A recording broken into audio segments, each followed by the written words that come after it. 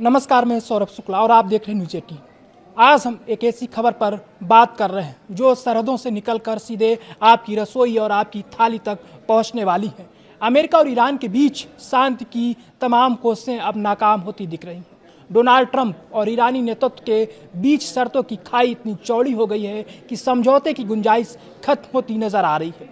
लेकिन याद रखिए, ये सिर्फ दो देशों की जंग नहीं होगी। अगर खाड़ी में बारूद फटा तो इसकी तपिश दुनिया के हर घर में महसूस की जाएगी। दुनिया की सबसे बड़ी तेल कंपनी सऊदी अरामको के सीईओ अमीन नासिर ने एक ऐसी चेतावनी दी है जिसने वैश्विक बाजारों में हड़कंप मचा दिया है। नासिर का कहना है कि दुनिया अब तक के सबसे बड़े एनर्जी सप्लाई शॉक की कगार पर खड़ी है।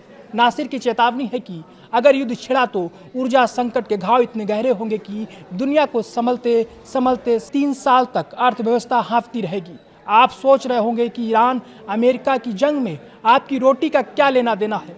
दरअसल आधुनिक खेती 2 स्तंभों पर टिकी है, ईंधन और उर्वरक।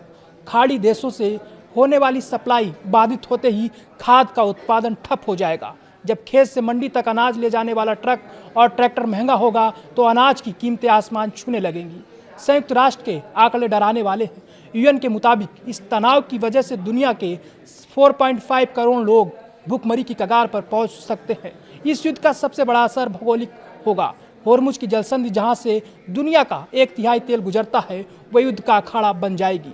शिपिंग कंपनियां यहां से माल ले जाने का जोखिम नहीं उठाएंगी और अगर कोई जहाज गया भी तो उसका बीमा और माल ढुलाई खर्च इतना बढ़ जाएगा कि आम आदमी के लिए राशन खरीदना नामुमकिन हो जाएगा।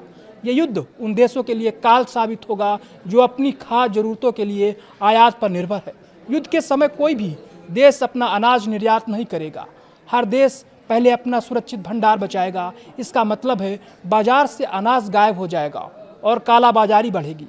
खाद की कमी का असर तुरंत नहीं बल्कि अगली फसल पर पड़ता है। तो साफ है कि मामला सिर्फ पेट्रोल डीजल की बढ़ती कीमतों तक सीमित नहीं है। अगर कूटनीति फेल हुई और बंदूकें गरजी तो दुनिया के सामने एक ऐसा मानवीय संकट खड़ा होगा जिसकी कल्पना भी डरावनी है। अब सवाल यह है कि क्या दुनिया के बड़े नेता इस विनाश को रोक पाएंगे या फिर मानवता एक और भीषण भुखमरी के दौर में धकेल दी जाएगी।